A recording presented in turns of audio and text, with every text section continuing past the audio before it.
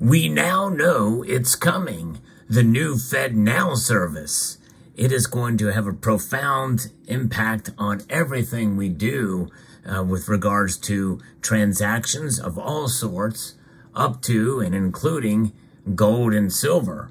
We're going to talk about its effect on gold and silver and how you buy it, among other things, in this video as we explore.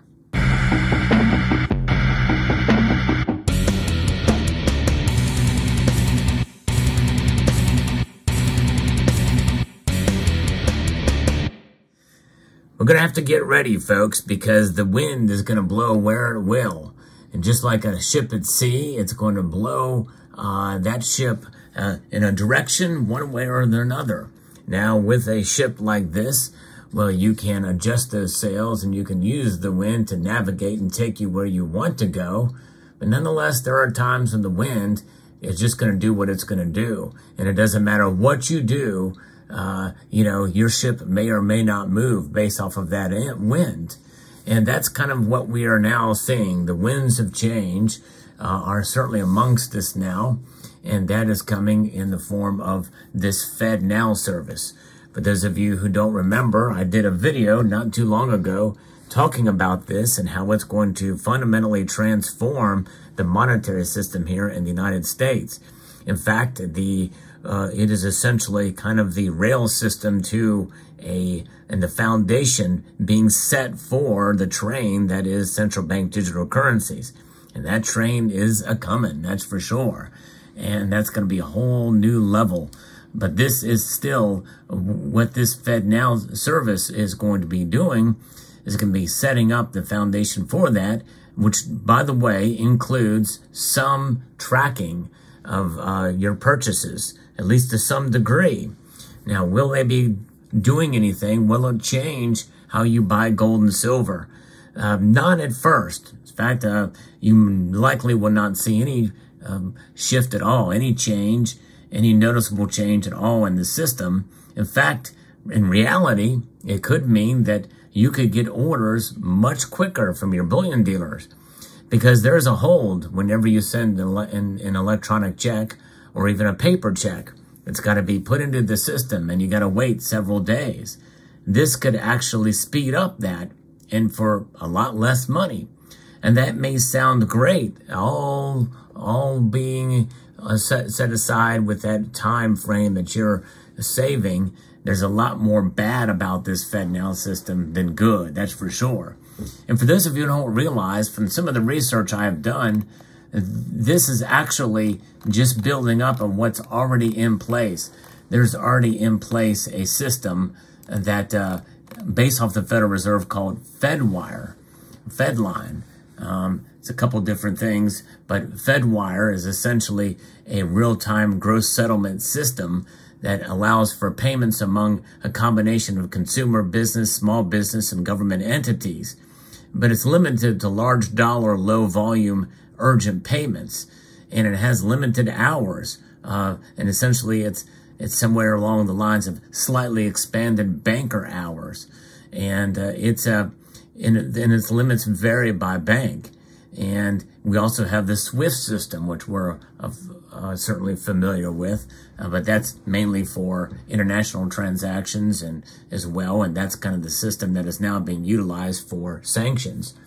But this FedNow is something that's going to be much more robust, and it is something that is looking to adopt multi-rail payment hubs, and it is being touted as being fast and something that is being urged by those who are in the know and that are connected to this, like those in the Boston Federal Reserve and other Federal Reserve banks.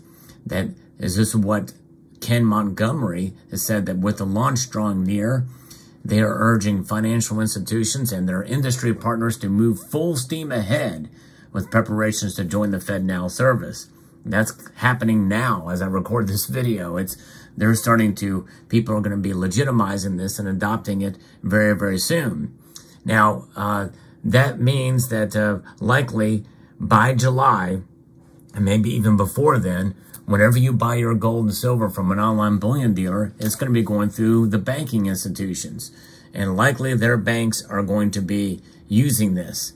And now what is scary about this is kind of how this is going to be done and how it's going to be tracked. It's going to be tracked through this idea of this moniker of being able to provide secure transactions and quickly. So here's how the tracking mechanisms work. Unique transaction identifiers. Each transaction is assigned a unique identifier that can be used to track its progress and ensure that it's completed securely and accurately. And on the surface, that sounds good. But essentially, whenever you make a payment for gold and silver, your transaction is going to be assigned this unique identifier, which means they're tagging it. They're tagging it for whatever kind of system or whatever they want to do with that. Once they tag it, then it will be monitored. It'll be use real-time monitoring to track transactions as they move through the payment process. And remember, it's going through the banks, and it's going to be funneled through the Federal Reserve system. The Federal Reserve essentially is going to be hosting this, and that's what the FedNow is. This allows for quick detection and resolution of any issues or errors. And we all don't want any errors through the system, but remember, this is essentially a centralized system that's going to have a whole lot more power. But it's also one of those things that when it's set up and launched, very well could be like the Obamacare website and have a large hiccup or failure at first. So you don't know what's going to happen when this thing actually goes full steam ahead. But likely, hopefully they tested it and tracked it so it doesn't have that much errors, but that's going to be a potential issue at the beginning of a launch to work out the bugs. But that's just it. It could certainly be a disaster waiting to happen if it does anything close to what happened with the Obamacare exchange websites. Nonetheless, here's where it gets kind of really scary here. There's going to be some security protocols with this that will use a variety of these protocols to protect transactions and prevent unauthorized access or fraud. And what do they call unauthorized access or fraud? That is the open-ended part of this, because they can deny these things instantaneously. And it'll be a secure way for financial institutions to clear and settle payments in real time while ensuring the safety and integrity of the payment system through robust tracking. That's right, robust tracking and monitoring mechanisms.